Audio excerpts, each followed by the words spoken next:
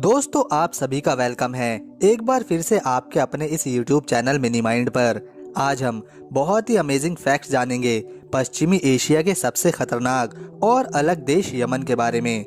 यह देश Saudi Arabia के पास स्थित है, जिसे मिडिल ईस्ट का सबसे गरीब देश माना जाता है। यमन को दुनिया के सबसे खतरनाक देशों में गिना जाता है, जिसका कारण है कि इस देश में एक की जगह दो सरकारें काम करती हैं। इसके अलावा भी यहाँ काफी खतरनाक संगठन काम करते हैं। इस देश में एक दूसरे के संघर्ष की वजह से ही लाखों लोगों की जानें जा चुकी हैं। दोस्तों आज भी यमन में पुराने तौर तरीकों से ही शादी करी जाती है, जो सदियों से चली आ रही है। इस देश में सबसे लंबा शादी का उत्सव चलता है, जो लगातार 21 दिनों तक हो सकता है। यह मिडिल ईस्ट की एकमात्र ऐसी मुस्लिम कंट्री है जहां लोकतंत्र कायम है और यमन में किसी राजा या खलीफा का शासन नहीं चलता। यमन में काफी कट्टर तरीके से कानूनी व्यवस्था को बनाया गया है और इसी वजह से किसी भी समलैंगिक को मौत की सजा देना यहाँ आम बात है। इसके अलावा यमन में शराब पीना सख्त मना है,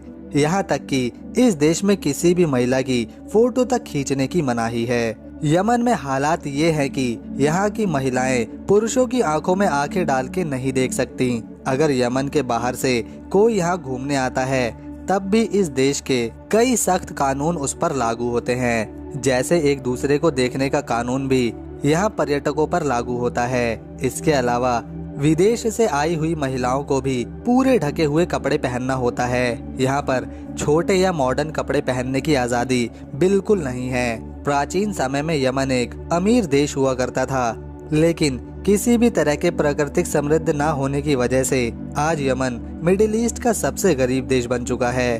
प्राचीन समय में इस देश यमन को मुस्लिम दुनिया का शिक्षा के क्षेत्र में सबसे बेहतरीन देश माना जाता था, लेकिन आज के समय में यहाँ की खुद की साक्षरता दर बहुत कम हो चुकी है। कुल आबादी का केवल 80% ही यहाँ पर लोग पढ़े लिखे होते हैं, जिनमें महिलाओं की संख्या पुरुषों में काफी कम होती है। सोलोमोन, जिसकी व्याख्या बाइबल के साथ कुरान में भी आती है, उनकी पत्नी अरानी शिबा का जन्म भी यमन में ही हुआ था। दोस्तों यमन मिडिल ईस्ट का एक ऐसा देश है जहाँ पर आबादी की वृद्धि अन्य मिडिल ईस्ट के देशों से काफी ज्यादा है। अगर यमन की ताज़ा जनगणना देखी जाए तो इस देश की कुल आबादी लगभग 3 करोड़ के लगभग है।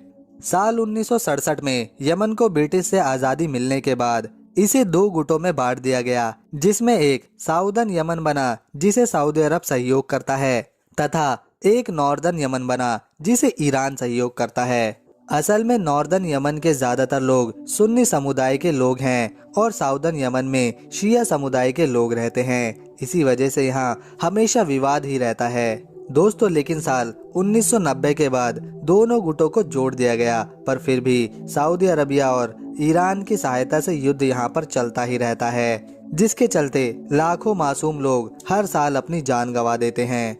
यमन में होने वाले युद्ध के चलते ही इस देश की अर्थव्यवस्था पिछले कई सालों से ठीक नहीं चल रही। इसी के चलते यमन में गरीबी भी बढ़ चुकी है। यमन में सबसे ज्यादा अरबी बोलने वाले लोग रहते हैं। 5,27,968 स्क्वायर किलोमीटर के क्षेत्रफल में यह पूरा देश फैला हुआ है, जिसकी राजधानी साना शहर है। साथ ही पूरे यमन का यह शहर ही सबसे बड़ी सिटी है। यमन में चलने वाली करेंसी को यमनी रियाल कहते हैं और इस समय एक यमनी रियाल की कीमत भारत के रुपए से काफी कम है। मतलब एक यमनी रियाल बराबर भारत के 0.29 पैसे।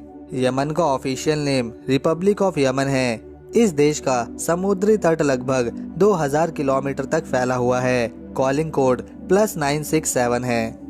इस देश में कानूनी सख्ती बहुत होती है। नागरिक चाहे देशी हो या विदेशी, अगर गलती करी तो उसे सजा मिलना तय ही है। तो दोस्तों ये थी यमन देश से जुड़ी बेहद ही अमेजिंग जानकारी। अगर आपको हमारी ये वीडियो पसंद आई तो हमारे इस YouTube चैनल को सब्सक्राइब कर बेल आइकन को प्रेस कर लें, ताकि भविष्य में आने वाली सभी वीडियो की सारी अपडेट आपको तुरंत मिलती रहे।